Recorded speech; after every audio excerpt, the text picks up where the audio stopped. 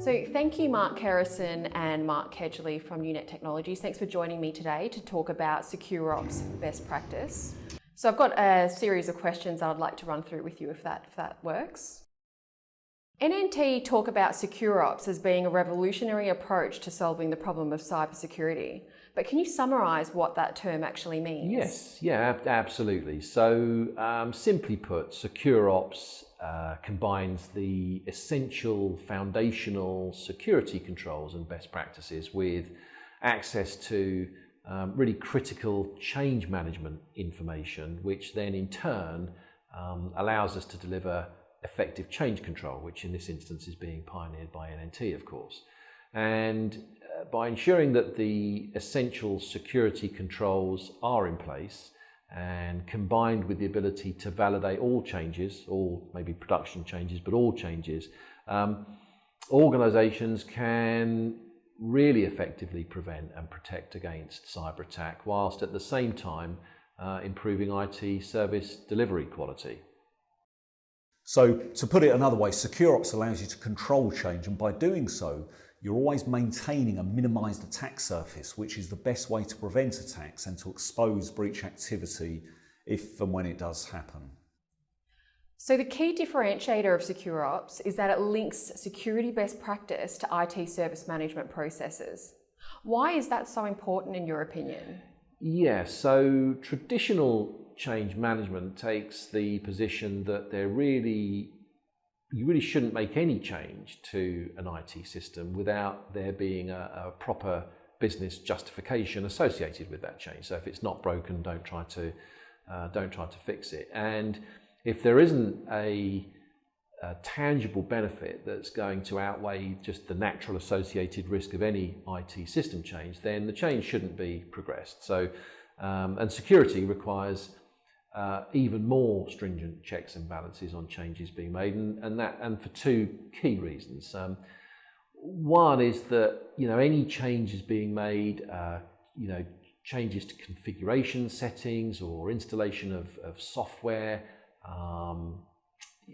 new ports being opened. In fact, any change to system and configuration files, anything like that may in fact adversely affect the attack surface, so it potentially increase the attack surface of a system. The more functionality enabled on a system, then the more opportunity there is for misuse or abuse, and it's really this route that pretty much all exploitable vulnerabilities take. The second one is really simple, and it's really that if you don't know when safe legitimate changes are being made, then how on earth are you ever going to know that a system's been breached? How on earth are you going to know that changes that are being made are in fact potentially harmful? And one obvious way to distinguish between good changes and bad changes is to correlate the observed changes with the planned change schedule. If there are changes planned and approved in the ITSM system, then we can leverage this as a factor in determining whether changes are delivered as expected. Mm-hmm. Okay. NNT have taken this way further in that we'll also conduct automatic analysis of the changes to verify that they've been implemented accurately and as intended. We also have an integrated threat intelligence feed to verify that file changes are whitelisted. We have a thing called Fast Cloud, which utilises scan data and crowdsourced file reputation scores to confirm that new files are known safe or otherwise. Okay, so I can see that SecureOps is all about bringing integration and automation to link ITSM and security processes. I can see the value in this for maintaining a minimised attack surface and for breach detection, but are there other dimensions to SecureOps? Yes, absolutely. So preventative security is clearly a key objective, and SecureOps delivers huge value in this area also. It's worth pointing out that everything that we do is squarely in line and aligned to the CIS controls, which are acknowledged pretty much across the board as the kind of go-to paint-by-numbers guide for security best practices. So SecureOps incorporates asset discovery, vulnerability management, as well as system hardening, in line with things like the CIS benchmarks for an enormous range of platforms, devices and applications. We mix network-based active scanning for vulnerabilities, as well as real-time monitoring for system and configuration file changes. And Mark, how about you? Have you got anything to add to that? Well, of course, one of the key failings in traditional security programs is that they lack change control. The standard approach for most organisations is that they run just monthly or quarterly vulnerability scans. Then you patch to remediate vulnerabilities, you re-implement hardened config settings, but then a whole month or longer elapses before the next scan is run. And what happens is that in between times, configuration settings drift, new stuff gets installed or modified, and the attack surface inevitably expands. Of course, the vulnerability scanner is completely blind to any breach activity, anything that's taken place in between scans. And this is why when you look at things like the Verizon data breach investigation report, the mean time to discover a breach is still up around 190 days, which is way too long for anybody. Change control addresses these failings directly by tracking all change, and that includes breach activity. Operated properly under SecureOps means that the attack surface can be maintained at a consistently secure level. You're trimming it back to that secure, minimized attack surface, and of course, if any indicators of compromise do arise, they're exposed immediately. It really, really works. So SecureOps is as much about preventing a cyber attack as making sure that a breach can be isolated. What about scale? I mean, this sounds great if you have a small and well-managed IT estate, but what about a globally sprawling IT enterprise with hundreds of thousands of systems? Mark, what do you think?